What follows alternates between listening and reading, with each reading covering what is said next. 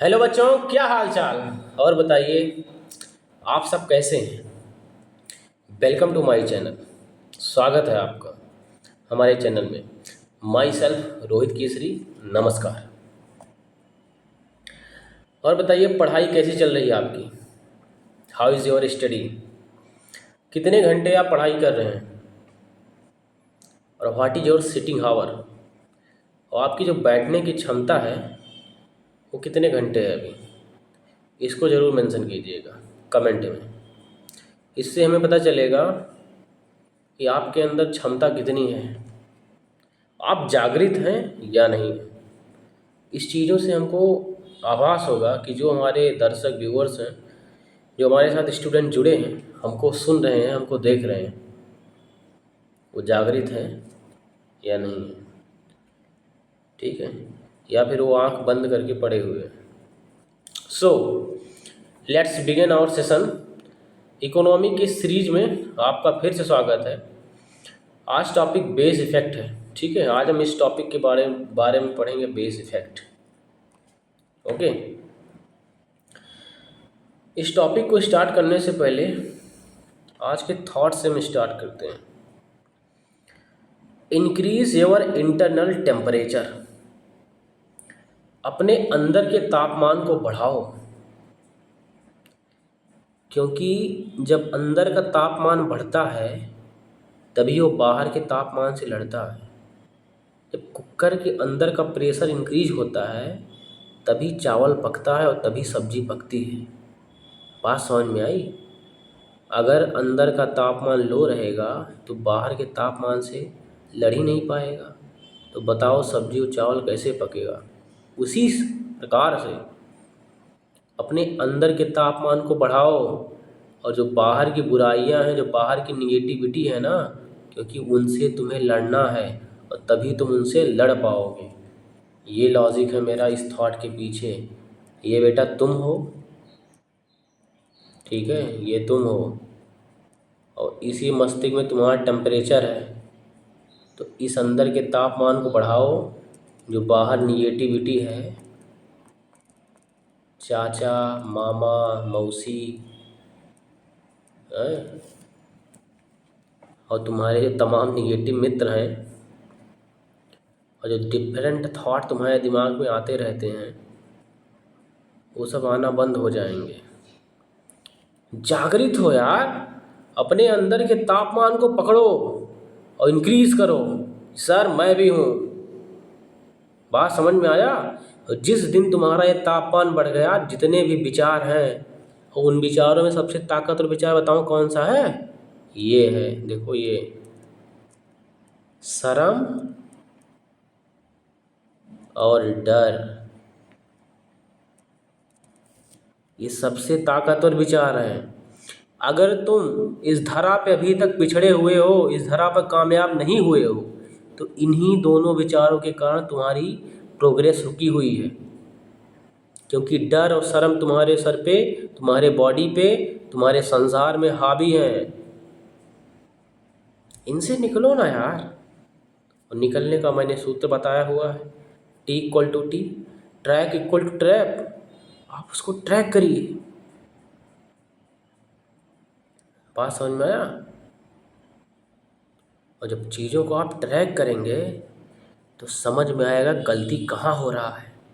Index बनाओ ना यार जीवन की गलतियों की। जो जो कर रहे हो अभी तक, तुम्हें कुछ करना नहीं है। हर वीक हर मंथ बैठना और बनाना कि अगर मेरी इस मंथ या इस वीक में प्रोग्रेस नहीं हुई है, क्यों नहीं हुई है, वहाँ पे लिखना ये गलती थी, ये निगेटिविटी आई थी, यहाँ से निगेटिविटी आ रही, इसका सोर्स ये है। प्रॉपर बनाया करो। बात समझ में आया। जब बनाओगे तो दिखेगा, हाँ ये मौसी ने इतना गरिया, चाचा ने इतना गरिया, इतने लोगों ने इतना बुरा कहा, निगेटिविटी यहाँ यहाँ से आ रही है। दोस्तों ने ये उल्टा सीधा हुआ, इतने दोस्त खराब, इनको कट आउट कर दो, इतने दोस्त अच्छे हैं जो पॉजिटिव दे रहे हैं, इनको अंदर करो।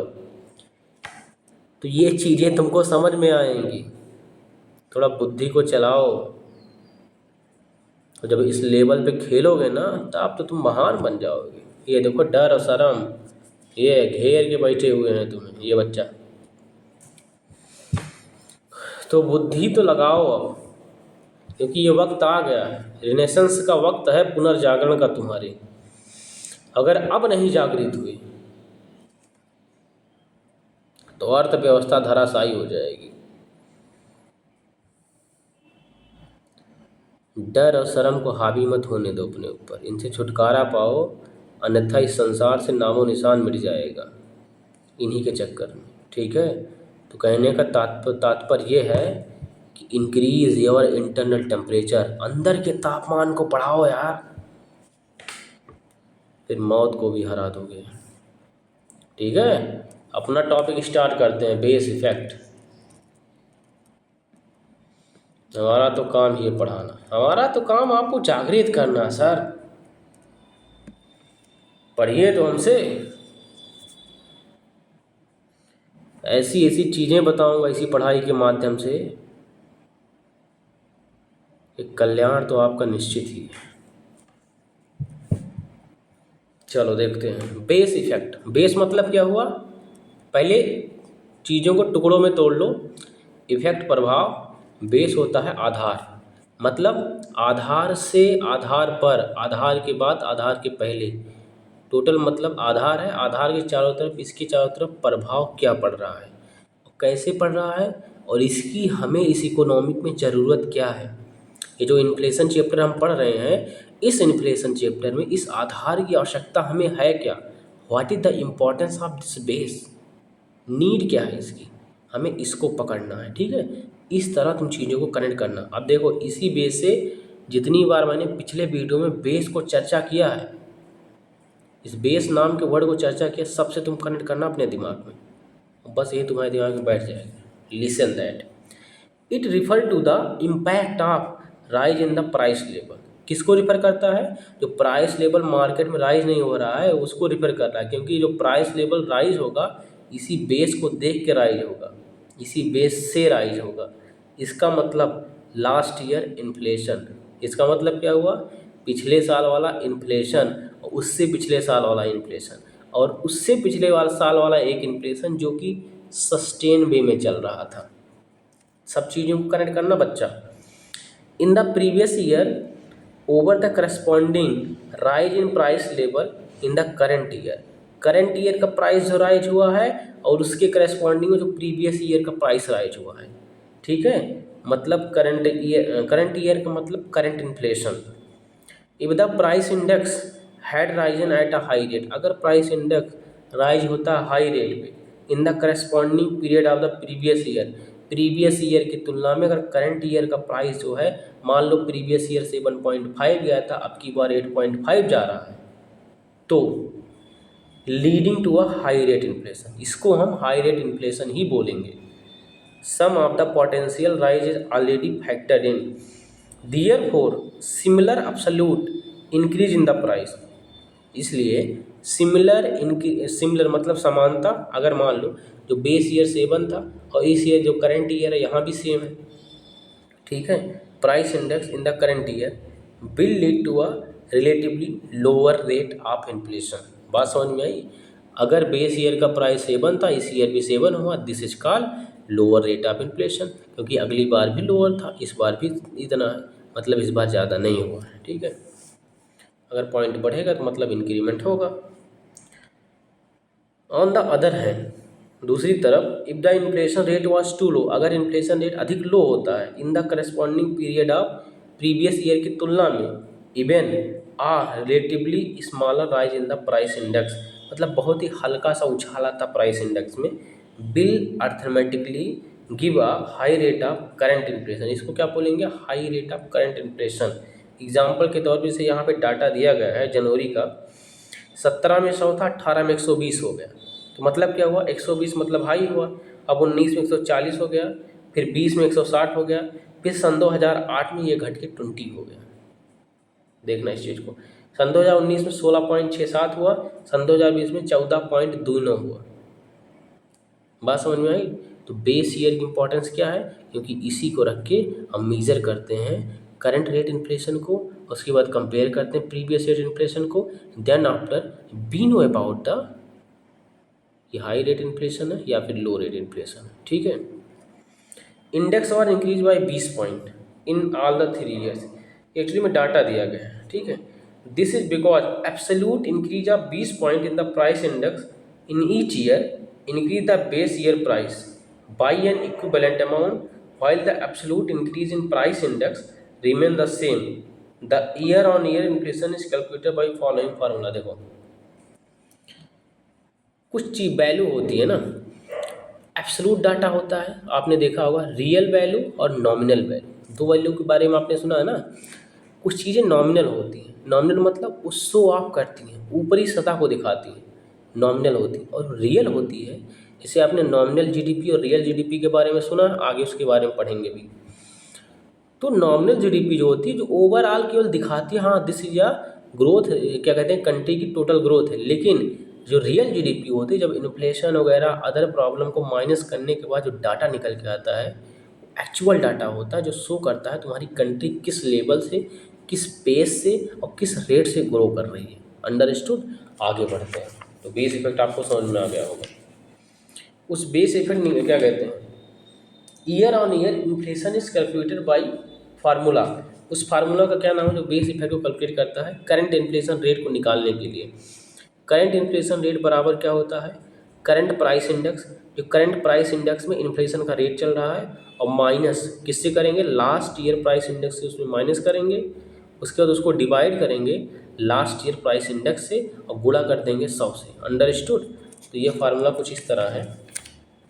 देखो जैसे हमें CR current rate of inflation निकालना है, तो इसको क्या करेंगे, जो करंट प्राइस इंडेक्स है, ठीक है, CPI, इसमें से माइनस कर देंगे, इसमें से माइनस कर देंगे लास्ट ईयर प्राइस इंडेक्स को, ठीक है। उसके बाद इसको डिवाइड कर देंगे, इन दोनों को डिवाइड करेंगे किससे, लास्ट ईयर प्राइस इंडेक्स से, इसको डिवाइड कर देंगे और गुणे इसमें 100 कर देंगे, ठीक है। तो इससे हम करंट रेट ऑफ इन्फ्लेशन पा जाएंगे। आगे देखते हैं, इफेक्ट ऑफ इन्फ्लेशन, इन्फ्लेशन का effect. There are multi dimensional effect of the inflation. देखो हाँ सही बात है, अगर इन्फ्लेशन आता, महंगाई बढ़ती है, तो केवल एक ही तरीके से या फिर एक ही क्षेत्र में, एक ही सेक्टर में इफेक्ट नहीं होता उसका। जैसे मैंने तुमको बताया था कोर इन्फ्लेशन के बारे में। कोर इन्फ्लेशन में क्या था, अगर कोर इन्फ्लेशन पे इन्फ्लेशन का इफेक्ट होता है, उससे क्या होता है, तुम्हारे जितने भी सेक्टर उससे रिलेटेड होते हैं वहाँ पूरी तरह से तरीके से उसका इफेक्ट जाता है, क्योंकि चीज़ें उससे कनेक्ट होती हैं। बात समझ में आई, वहाँ सब झटके लगते हैं। तो multi dimensional effect of inflation on an economy both at the micro and the micro level, ठीक है। अगर इन्फ्लेशन आता है तो माइक्रो और माइक्रो लेवल दोनों पे इफेक्ट करता है। माइक्रो और माइक्रो लेवल जैसे क्या हुआ, एक बार मैंने आपको बताया था, मान लो एक फॉरेस्ट हुआ, ठीक है, फॉरेस्ट पूरी तुम्हारी कंट्री की इकोनॉमी हुई। फॉरेस्ट मतलब कंट्री हुई, कंट्री क्या कहते हैं, फॉरेस्ट में बड़े बड़े पेड़ होंगे, जो बड़े बड़े पेड़ होंगे वो माइक्रो लेवल पे होंगे। उसके बाद जो छोटी छोटी झाड़ियाँ होंगी, बुशेज होंगी, वो हमारी माइक्रो लेवल पे होंगी। Understood. This is the micro and micro. It redistribute income, income को क्या बोलते हैं, रीडिस्ट्रीब्यूट कर देता है। डिस्टॉर्ट रिलेटिव प्राइसेज, जो रिलेटिव प्राइसेज होते हैं एक दूसरे के कनेक्टिविटी प्राइसेज होते हैं, पीछे आपने पढ़ा बेस इफेक्ट से रिलेटिव प्राइसेज, उसको डिस्टॉर्ट कर देता है। डी स्टेबलाइज एम्प्लॉयमेंट, एम्प्लॉयमेंट को फिर से स्टेबलाइज करता है। टैक्स हुआ, सेविंग हुआ, इन्वेस्टमेंट पॉलिसी हुआ, इन सब का रिवीजन होता है। फाइनली इट में ब्रिंग इन रिसेशन या डिप्रेशन इन एन इकोनॉमी, ठीक है। इन्फ्लेशन का जो इफेक्ट होता है ये इस प्रकार से इफेक्ट होता है, टैक्स पे आपकी इफेक्ट होगा, एम्प्लॉयमेंट पे इफेक्ट होगा, रिलेटिव प्राइस पे इफेक्ट होगा, सेविंग पे इफेक्ट होगा, इन्वेस्टमेंट पॉलिसीज पे इफेक्ट होगा, ठीक है। रिसेशन या डिप्रेशन जैसी कंडीशन ही क्रिएट करेगा। A brief and objective overview of effect of inflation is given below, ठीक है। कुछ क्या कहते हैं, वो क्या कहते हैं, हेडर दिए गए हैं। हेडर मतलब क्या हुआ, हेडलाइंस दिए गए हैं। हेडलाइन के ये इक्विपमेंट ही हैं, इंस्ट्रूमेंट ही हैं इन्फ्लेशन के, जिसके द्वारा हम पढ़ेंगे कि उसमें इन्फ्लेशन किस प्रकार से इन्वॉल्व है, या फिर जब उसको हम लगाते हैं तो उससे इन्फ्लेशन के इफेक्ट का पता कैसे चलता है, ठीक है। क्योंकि कई प्रक्रिया हैं, लेंडिंग हो गया, बारो हो गया, ठीक है, इन सब पे जो इफेक्ट पड़ता है, ठीक है, इन सब चीज़ों को यहीं से पढ़ेंगे। ये सब एक्चुअली में इंस्ट्रूमेंट है। बात समझ में आई। देखते हैं इन्फ्लेशन, इसमें क्या, ऑन क्रेडिटर्स एंड डेप्टर्स, ठीक है, लेनदारों और देनदारों, इनके ऊपर जब इफेक्ट इन्फ्लेशन आता है तो उसका इफेक्ट क्या पड़ता है, क्या होता है। इन्फ्लेशन रीडिस्ट्रीब्यूट वेल्थ, इन्फ्लेशन क्या करता है, वेल्थ को डिस्ट्रीब्यूट कर देता है from creditors to the debtors, लेनदार से देनदार में इन्फ्लेशन जो है वेल्थ को डिस्ट्रीब्यूट कर देता है। It means lender suffer and borrower benefit out of inflation. जो लेनदार रहते हैं, लेंडर्स जो रहते हैं, मतलब देने वाले जो लोन को प्रोवाइड करते हैं, वो बेचारे सफ़र करते हैं जब इन्फ्लेशन आ जाता है। लेकिन जो बोरोवर्स होते हैं वो बेनिफिट को उठाते हैं, क्योंकि मान लो अभी इंटरेस्ट रेट क्या, मान लो उन्हें 7.5% पे क्या कहते हैं किसी को पैसा दे दिया, ठीक है, लेकिन इन्फ्लेशन के आने से मार्केट में क्या हो, वो क्या कहते हैं रेट कम हो गया या फिर रेट ज़्यादा हो गया।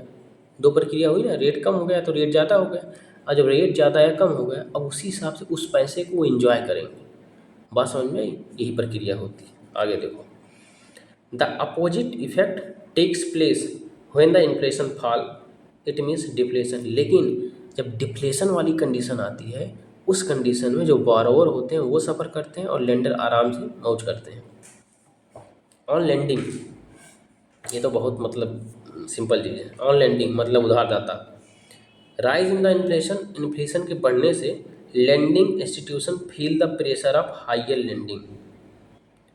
जब इन्फ्लेशन इंक्रीज होता है तो क्या कहते हैं, जो लेंडिंग इंस्टीट्यूशन जो क्या कहते हैं पैसे को देते हैं, वो क्या कहते हैं हाइयर प्रेशर जो कि फील करते हैं, ठीक है।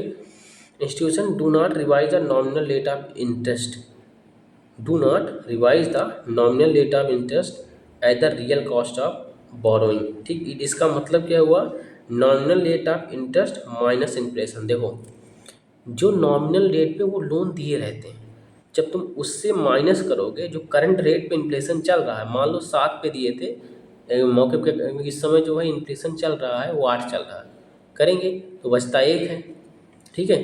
तो उसी हिसाब से उनको क्या कहते हैं इंटरेस्ट रेट डिसाइड करना पड़ता है इन्फ्लेशन के हिसाब से। बात समझ में, पहले तो बहुत फ्लैक्चुएशन थी क्या कहते हैं इंडिया की मार्केट में इन्फ्लेशन में, तो उससे क्या कहते हैं जो लेंडर से क्या कहते हैं डिफरेंट जो पैसा देने वाले इंस्टीट्यूशन थे उनको नुकसान होता था। लेकिन अब जब से मार्केट थोड़ा स्टेबल हुई है, पॉलिटिकल स्टेबिलिटी आई है, बात समझ रहे हैं ना, तब से चीज़ें नॉर्मल हो चुकी हैं, ठीक है। इससे जो लेंडर बड़े बड़े इंस्टीट्यूशन हैं उनको थोड़ा फ़ायदा होने लगा है, थोड़ा मतलब बहुत ज़्यादा फ़ायदा होने, लेकिन उनसे इससे उनको राहत मिली है, इसको बोल सकते हैं आप,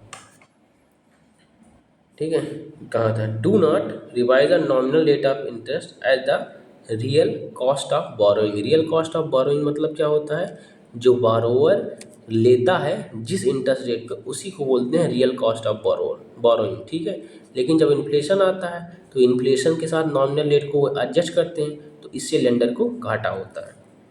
इन case of inflation, not case of deflation, nominal rate of interest minus inflation falls by the same percentage with which inflation rises. अब आता है एग्रीगेट डिमांड। एग्रीगेट डिमांड मतलब बहुत ज़्यादा उत्साहित डिमांड, मतलब अधिक मात्रा में इसको बोलते हैं, ठीक है। तो इसमें क्या होता है, राइजिंग इन्फ्लेशन, इन्फ्लेशन के बढ़ने के कारण इंडिकेट राइजिंग एग्रीगेट डिमांड। जब इन्फ्लेशन बढ़ता है, सिंपल सा लॉजिक है, डिमांड बढ़ेगी। इन्फ्लेशन बढ़ता ही क्यों है, क्योंकि मार्केट में डिमांड बढ़ती है, सप्लाई डिसरप्ट होती है। इन्फ्लेशन बढ़ना भी एक अच्छी बात है, क्योंकि इससे एम्प्लॉयमेंट जनरेट होता है। बात समझें, जब गवर्नमेंट पैसा एक्सपेंड करती है, स्पेंड करती है पैसा गवर्नमेंट कंट्री में, क्या कहते हैं डिफरेंट स्कीम पे, इंफ्रास्ट्रक्चर पे, R&D पे, तो क्या होता है कंट्री की इससे ग्रोथ होती है। तो इन्फ्लेशन बढ़ना भी एक अच्छी बात है। बात समझ में आ रहा है, आगे देखिए। Demand as well as comparatively lower supply, higher purchasing capacity among the consumer. Consumer के पास हाइयर परचेजिंग कैपेसिटी कब आएगी, जब उनके पास अधिक से अधिक पैसा होगा। और पैसा अधिक से अधिक कब होगा, जब गवर्नमेंट लोन देगी। गवर्नमेंट लोन देगी, लोन लेने के बाद क्या करेंगे, वो मार्केट में आएंगे, मार्केट में वो डिमांड करेंगे, डिमांड के कारण सप्लाई इंक्रीज होगी, सप्लाई इंक्रीज होने के कारण पीछे प्रोडक्शन होगा, प्रोडक्शन इंक्रीज होने के कारण इंफ्रास्ट्रक्चर डेवलपमेंट होगा, और इंफ्रास्ट्रक्चर डेवलपमेंट होने के कारण एम्प्लॉयमेंट जनरेट होगा, फिर अगेन एम्प्लॉयमेंट से आदमी के पास पैसा आने लगेगा, इससे कंट्री की GDP रन करने लगेगी। This is the cycle.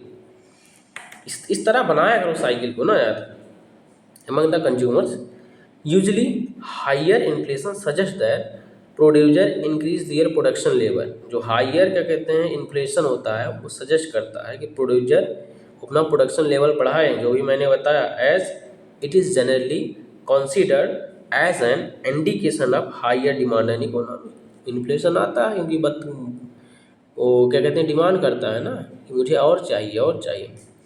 अब जो अदर कंट्री में 2000 पॉइंट 2000%, 3000%, 10,000%, 20,000% जो इन्फ्लेशन होता है वो डिमांड के कारण ही होता है। क्योंकि अगर मान लो वेनेजुएला का एग्जांपल ले लो, वहाँ पे तेल अवेलेबल है बट वो तेल बिक नहीं रहा। अब तेल ना बिकने के कारण क्या हुआ, उनके पास पैसा नहीं आ रहा। अब पैसे की डिमांड हो गई कि नहीं, उनके पास पैसा आ नहीं रहा, तो खाएंगे क्या, जिएंगे क्या वो। बात समझे, दुनिया दुनिया कनेक्शन टूट चुका है। तो जब वहाँ पे डिमांड बढ़ेगी तो सीधी बात है इन्फ्लेशन अधिक से अधिक बढ़ेगा। अब फोर्थ टॉपिक है ऑन इन्वेस्टमेंट। इसमें क्या है, investment in the economy is boosted by inflation. एक अच्छी बात और है, इन्फ्लेशन आया, डिमांड बढ़ा, सप्लाई बढ़ी, इंफ्रास्ट्रक्चर बढ़ा, ठीक है, R&D बढ़ी और एम्प्लॉयमेंट बढ़ा। लेकिन ये सब होगा कैसे, जब ये सब होता है तभी बाहर के लोग देखते हैं हाँ भैया यहाँ पे प्रक्रिया हो रही है तो चलो आप यहाँ पैसा लगा देते हैं। तो उसी को बोलते हैं इन्वेस्टमेंट बूम होता है। ठीक है, in the short term because two reason. देखो इन्फ्लेशन यहाँ पे दो प्रक्रिया है, ठीक है, एक शॉर्ट रन इन्वेस्टमेंट के सिनेरियो में बोल रहा हूँ और दूसरा होता है लॉन्ग रन। ठीक है, देखते हैं। Higher inflation indicate higher demand, ध्यान देना, और suggest that entrepreneurs expand their production level. Higher the inflation but the lower the cost of loan, ये ध्यान देना, हायर द इन्फ्लेशन लेकिन कॉस्ट ऑफ लोन लोअर है। तो ये भी तो अच्छी बात है ना बरो। अच्छी बात ऐसे है कि इन्फ्लेशन ज़्यादा है, डिमांड ज़्यादा है, लेकिन क्या कहते हैं जो लोन का कॉस्ट कम है, तो मतलब तुम्हारे पास दाब पैसा आ रहा है ना। ये एक्चुअली में आपस में कनेक्टिविटी है। जब पैसा हचक के आ रहा है तुम बाई और सेल भी अच्छा से करोगे। ठीक है, ऑन इनकम, इनकम के ऊपर इफेक्ट क्या पड़ता है इन्फ्लेशन का। Inflation affect the income of individual and firm alike. जो इन्फ्लेशन होता है, इंडिविजुअल मतलब हम और तुम कॉमन मैन जो टहल रहे हैं इधर उधर, उनके ऊपर, और फर्म अडानी और अंबानी जो बड़ी बड़ी कंपनियां हैं सब पे बराबर इफेक्ट डालता है। इन्फ्लेशन भगवान है, सब का मालिक एक है, सब पे इक्वल, सब पे मतलब बेटा हमारे लिए सब एक हो। ठीक है, हम किसी के साथ जो है एक आंख नहीं करते हैं, हम किसी के साथ दो आंख करते हैं, सबके साथ बराबर है सब लोग। ठीक है, this is a logic behind that actually में, सबके ऊपर बराबर इफेक्ट डालता है। Increase in the inflation increase the nominal value, अगर इन्फ्लेशन बढ़ता है तो नॉमिनल वैल्यू भी बढ़ती है ऑफ इनकम, इनकम की, while the real value of income remain the same. लेकिन जो रियल वैल्यू रहती है, वास्तविक वैल्यू, देखो इन्फ्लेशन आया, employment, supply, demand, infrastructure, investment, ये सब बूस्ट हुआ। ठीक है, यहाँ से क्या कहते हैं इनकम में भी बढ़ोतरी हुई, सैलरी भी इंक्रीज हुई ना। लेकिन जो रियल चीज़ रहती है, रियल वैल्यू जो रहती है, जिसको बोलते हैं वास्तविक चीज़, वो भी सेम ही रहती है। बात समझ में आई। प्रोडक्शन का लेवल ले लीजिए, वो सेम ही रहता है। किसी भी प्रोडक्शन लेवल में कंट्री के क्षणिक इन्फ्लेशन में अचानक से बूस्ट नहीं कर सकता, इट टेक अ टाइम। तो इसी को बोलते हैं शॉर्ट रन इन्फ्लेशन और लॉन्ग टर्म इन्फ्लेशन। इसको आगे पढ़ेंगे, अभी देखिएगा। इसमें हुआ क्या, increase price level Erode the purchasing power. Price level बढ़ेगा तो मतलब परचेजिंग पावर धराशायी हो जाएगी। आप money in the short run, short run में अचानक से डिमांड बढ़ गई, अब तुमको ज़रूरत है कि हमें दाल चावल आटा गेहूँ खाएंगे नहीं मर जाएंगे, तो इसके लिए तुम पैसा खेत बेच के ले आओगे। तो मतलब क्या हुआ, तुम्हारी करेंसी की जो वैल्यू थी, तुम्हारी करेंसी की वैल्यू है कहाँ से, जो तुम्हारे पास प्रॉपर्टी अवेलेबल है वहीं से तुम्हारी वैल्यू है, उसको ख़त्म कर देगा वो। But in the long run the income level also increase, लेकिन लॉन्ग रन में इनकम लेवल भी इंक्रीज होती है making the nominal value of income to go upward. It means इनका इसका मतलब in a given period of time, ठीक है, in a given period of time income may go up due to two reason. दो reason है income आगे बढ़ने का। इन्फ्लेशनरी सिचुएशन इंक्रीज अर्निंग, जो इन्फ्लेशनरी सिचुएशन पैदा होती है, इसको एक्चुअली में तुम क्या कहो, जो इन्फ्लेशन आता है ना, इसको इस तरह बोलो इन्फ्लेशनरी सिचुएशन, तब तुमको समझ में आएगी। कंडीशन है, एक अवस्था है, क्योंकि हर इकोनॉमी हर कंट्री में आना तय है, ठीक है। Increase earning, the concept of GDP deflator, connect करना जीडीपी डिफ्लेटर को, GDP at current price divided by GDP at constant price into 100 gives the idea of inflation effect. ये जो जीडीपी डिफ्लेटर होता है, ये इन्फ्लेशन इफेक्ट के idea को generate करता है, क्योंकि ये सभी गुड्स एंड सर्विस जो छूट जाती है उनको भी इंक्लूड कर लेता है ना। तो यही बताता है क्या इफेक्ट है आपके इन्फ्लेशन में on income on a given period time. Understood. आगे बढ़ते हैं। On the saving, holding money, पैसा होल्ड करके रखना, does not remain an intelligent economic decision. ध्यान देना, पैसा क्या है, छू हो जाता है, तो पैसे को तुम होल्ड करके रख के चूतियाफा कर रहे हो। पैसा मतलब उससे क्या कहते हैं, इन्वेस्टमेंट करने के लिए आया है, वो क्या कहते हैं, कुछ नई प्रोडक्टिव चीज़ों को बनाने के लिए आया है। पैसा रखने के लिए नेबर हो सकता है, मतलब नेबर मतलब पैसा रखने के लिए कभी है ही नहीं। पैसा आया तो कुछ अपनी ज़रूरत पूरी करने के लिए रख लो, बाकी चीज़ें इन्वेस्ट कर दो ना। अलग अलग अपना प्रोजेक्ट बनाओ, जो बड़े बड़े गोल हैं उसमें पैसा इन्वेस्ट करो। गोल है आपके पास, सोच लीजिएगा, क्योंकि गोल बिना आप गोल गोल घूमेंगे। बहुत ही प्यारा वर्ड है गोल, हमें लगता है पृथ्वी से लिया गया। GOAL। मैं गापो गापे ओप मात्रा ओ ला की बात नहीं कर रहा हूँ, गोल इट्स अ लक्ष्य। हिंदी में इसको लक्ष्य बोलते हैं। कितना प्यारा वर्ड है लक्ष्य ना। तो कहाँ पहुँचे थे। It's not an intelligent economic decision holding money, because money loses value with every increase in inflation.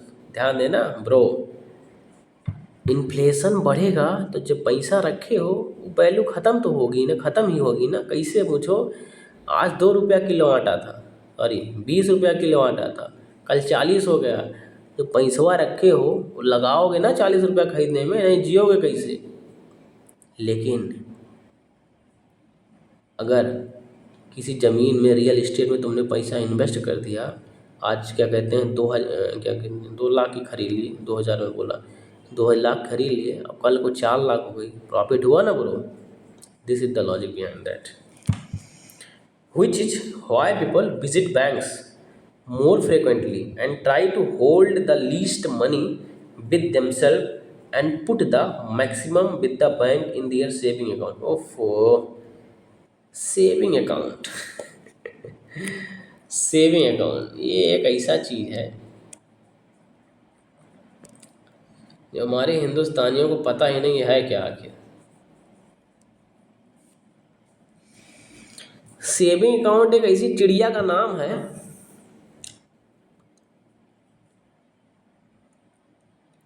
जो हमेशा घाटे में ही रहती है।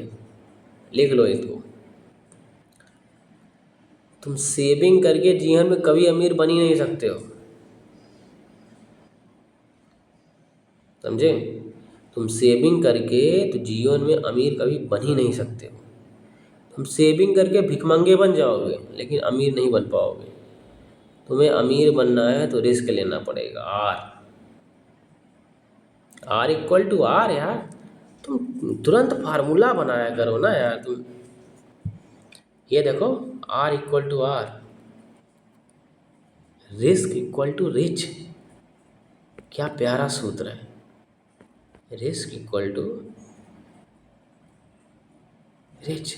देख रहे हो, अमीरी यहाँ से है, ये है ना सीधा संबंध इसका।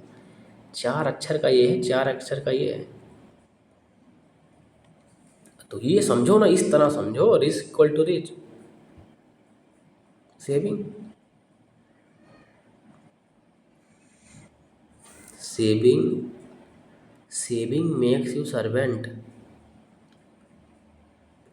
जो नौकरी वाले लोग हैं ना, यही पैसा सेव कर रहे हैं। बिजनेसमैन थोड़ी सेव करता पैसा है। बिजनेसमैन के पास तो नेटवर्थ है ना यार, वो पैसा थोड़ी सेव करता है। तो उसके पास नेटवर्थ है 2 लाख करोड़, 400 करोड़, 4000 करोड़, ये उसकी नेटवर्थ है। अंबानी साहब ने शादी की, उनसे जाके पूछना, साहब आपने पैसा सेविंग से निकाला है? समझ में आया? तो ये कॉमन मैन की थिंकिंग से आगे निकलो। ये फार्मूला लगाओ ना, R=R, risk equal to rich. आगे बढ़ते हैं। Saving account to minimize the loss in value money with interest earned on it, provided the bank is paying a positive interest on the saving account। Saving account पे interest मिलता है। सोचने वाली बात है ना। बैंक सेविंग अकाउंट में तुमको इंटरेस्ट देता है। कमेंट में लिखना, आज तक तुम और तुम्हारे पापा या फिर और लोगों के पापा कितना इंटरेस्ट पाए हैं सेविंग पे। 2%, 3%, 4%। म्यूचुअल फंड का नाम सुने हो? 1 साल में 42% इंटरेस्ट देता है। रिस्क है गुरु, डूब गई कंपनी तो।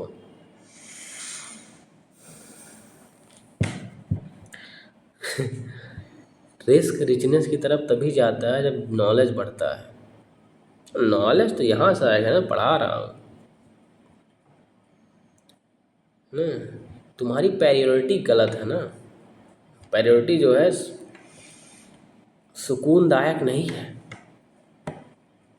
दिमाग हमेशा हरामखोरी में लगा रहता है, उल्टा सीधा।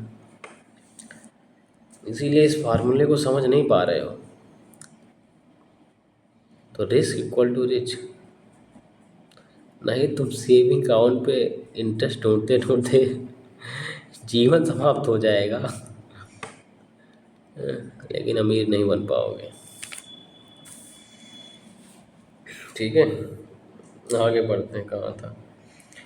लिखा है this is also known as shoe leather cost. Saving account जो इंटरेस्ट मिलता है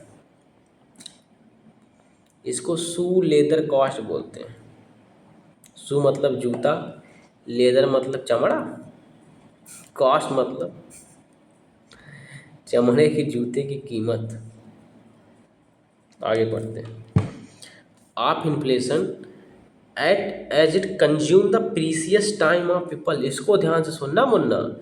as it consume the precious time of people, तुम्हारा जो क्या कहते हैं इम्पॉर्टेंट समय है वो 7% के चक्कर में ख़त्म। तुमने बैंक में पैसा जमा किया ना सेविंग अकाउंट में। Consume the precious time of people visiting the bank frequently tagging their shoe. मतलब क्या? सू लेदर कॉस्ट का मतलब, इसको इफेक्ट लिखना था, सू लेदर इफेक्ट। जूता किसके बैंक जा रहे हो, वो जो तुम्हारा टाइम जा रहा है और तुम्हारे टाइम की कीमत 7% है सेविंग अकाउंट में। सोचो, it means that saving rate increases but this happens as a short term effect of inflation. लेकिन ये इन्फ्लेशन के शॉर्ट टर्म से होता है। इन द लॉन्ग रन में higher inflation deplete the saving rate in a economy. जो higher inflation होता है वो क्या कहता है, जो सेविंग रेट होता है उसको ख़त्म कर देता है लॉन्ग रन में। क्योंकि लॉन्ग रन में वही जिएगा ना जिसके पास पोटेंशियल होगी। 7% वालों के पास पोटेंशियल कहाँ होगी? अभी जो तुम लड़ रहे हो इस लड़ाई में हर कोई टिक पा रहा है? नहीं टिक पा रहा है। जो धुरंधर है, समझ गया चीज़ों को, और शांत बैठा है, रिस्क ले रहा शांति से, चारों तरफ कैलकुलेट करके दिमाग लगा के देख, वही टिकेगा ना यार। ये देखो, पढ़ो, अर्थव्यवस्था में भी लिखा गया है, इस तरह पढ़ो ना यार। लिखा गया ना, in the long run higher inflation deplete the saving rate of an economy. फिर लिखा है just the opposite situation rises when the inflation fall और shows falling trend with decreasing saving. क्या लिखा है, अपोजिट सिचुएशन में अराइजेज, जब इन्फ्लेशन गिरता है तो क्या दिखाता है, फॉलिंग ट्रेड्स, ट्रेड्स मतलब गद्दार होता है, यहाँ तुम कुछ और समझो, falling trend with decreasing saving, saving decrease हो रही है in the short run and the increasing saving in the long run respectively. क्योंकि जो सेविंग अकाउंट वाले लोग होते हैं ना, उनको सब जल्दी चाहिए, तुरंत। एक चीज़ बताऊं, जीवन में अगर पेशेंस खत्म हो गया ना, तुम इंसान खत्म हो गए हो। तुम क्विक सक्सेस के पीछे भाग रहे हो तुरंत। आज ध्यान लगाने बैठे तो ध्यान भगवान को प्रकट करना चाह रहे हो, तो दुर्गा माता साक्षात तुम्हारे सामने तीसरे दिन प्रकट हो जाए, तुरंत तुम वरदान मांगो, और वरदान मांग के तुम अमर ना बनना चाहोगे, तुम अमीर बनना चाहोगे। तो यहाँ पे समझो, तुम एक्चुअली में क्या कहते हैं, तुम अमर बनना ही नहीं चाह रहे हो, ये वर्ड, तुम ये नहीं बनना चाहते हो, तुम अमीर बनना चाहते हो। अमीर मतलब बीमार, रोगी और गंधौरा। उनको देखो, अनंत भैया को, अनंत अंबानी बेटवा का, अनंत अंबानी के नाम है उनकी, उनकी देखो जिनकी शादी हुई, अमीर है, 2.5 कुंटल वजन होगा उनका, चल नहीं पा रहे। तो जब कभी भी तुम्हारे सामने कोई गॉडेस, कोई देवी, कोई भवानी प्रकट होंगी ना, तो अमर बनना, अमीर मत बनना। क्योंकि अमर मतलब ताकत, इसका शब्द का मतलब समझो यार। अमर मतलब पावर, कैपेसिटी, स्ट्रांग हो जाओगे तुम। बात समझ रहे हो? तो कल को किसी को पकड़ के पकड़ोगे, लाओ 500 करोड़, तो तुम्हें कोई मार ही नहीं सकता है। तो तुम इसके पीछे भागो ना यार, तुम इसके पीछे भाग रहे हो, अमर के पीछे भागो ना, तुम्हें अमर होना है। पावर चाहिए, प्रेस्टीज मतलब वो सब, ताकत, बाजू में बल चाहिए, बुद्धि में बल चाहिए, दिमाग यहाँ पे काम करना है। तुम इसके पीछे भाग रहे हो इसी चक्कर में, और दिन भर तुम रील देखते रहते हो सरकार के, status of rich man, status of rich man, Dubai से एक देख रहे हो, हबीबी देख रहे हो।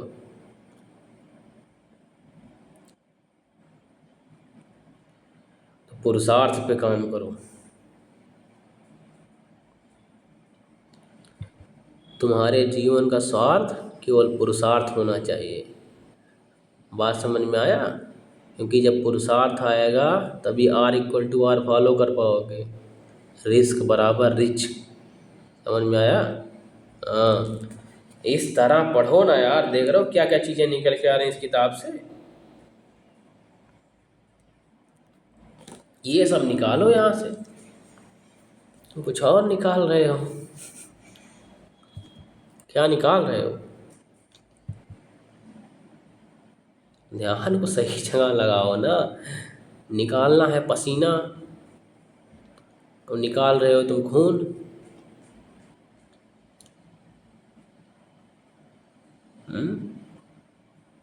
मज़ा तो पसीना निकालने में है ना यार। वो जब गिरता है पसीना, टपक टपक के मुंह से होके नीचे जाता है, कसरत करने के बाद 1000 दंड बैठक मारे तुम, पूरी बंडी भीज गई, उस समय तो अपने चेहरे की चमक देखना, भले ही दर्द से करा रहे होगे, ये सब फील होता, सर कुछ है, कॉन्फिडेंस। आज के समय लोग दवाई खा के सारे कसरत कर रहे हैं, दवाई खा के जी रहे हैं ना। अरे अरे कसरत फसरत छोड़ो, किससे हमको लड़ना है, लड़ना ही तो है आज के समय में। अभी तो असली लड़ाई है यार।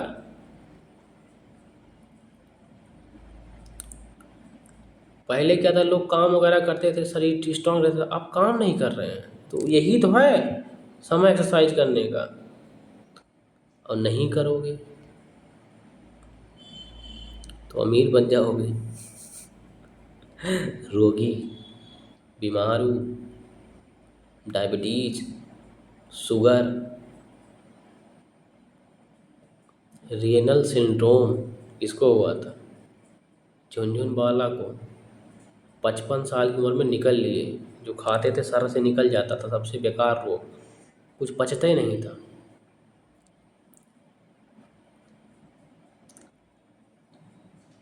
बताओ, ऐसा हाल हो गया। तो भैया अमर की तरफ भागो, क्योंकि तुम्हें अमरता चाहिए।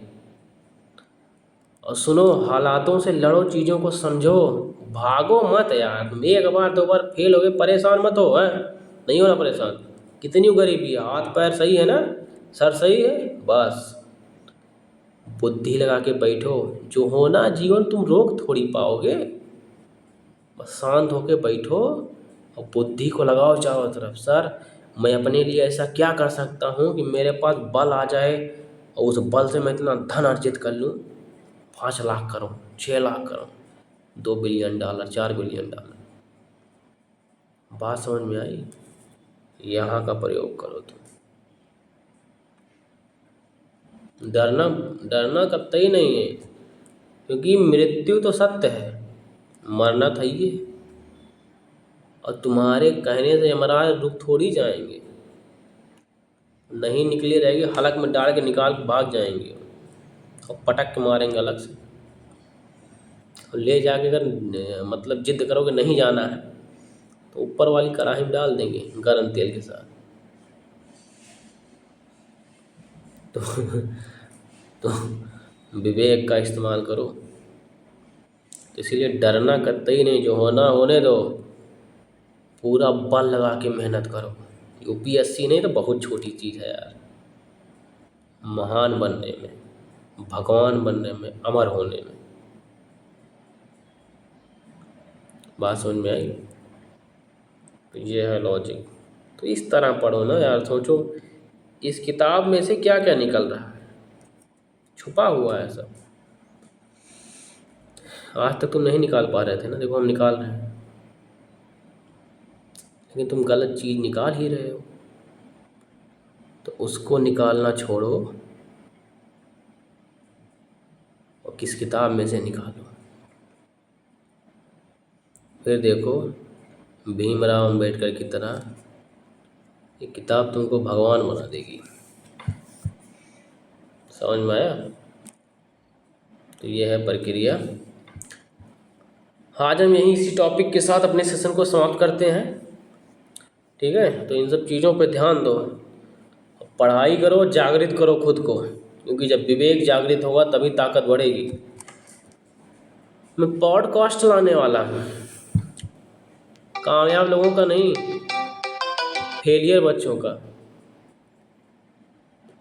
बात समझ में आई? सुनना कैसे कैसे लोग संघर्ष कर रहे हैं, तब आनंद आएगा। ठीक है, इसी के साथ सेशन को समाप्त करते हैं। Thank you for watching. और खुश रहो, मस्त रहो, जीवन में लड़ते रहो, और समस्या आए हमसे भी साझा करो, कुछ जो हो सकेगा मदद करेंगे हम आपकी। ठीक है, और डरना मत, डरना मत, डरना नहीं है जीवन में। अगले वीडियो में मिलते हैं। जय हिंद, जय भारत। Thank you.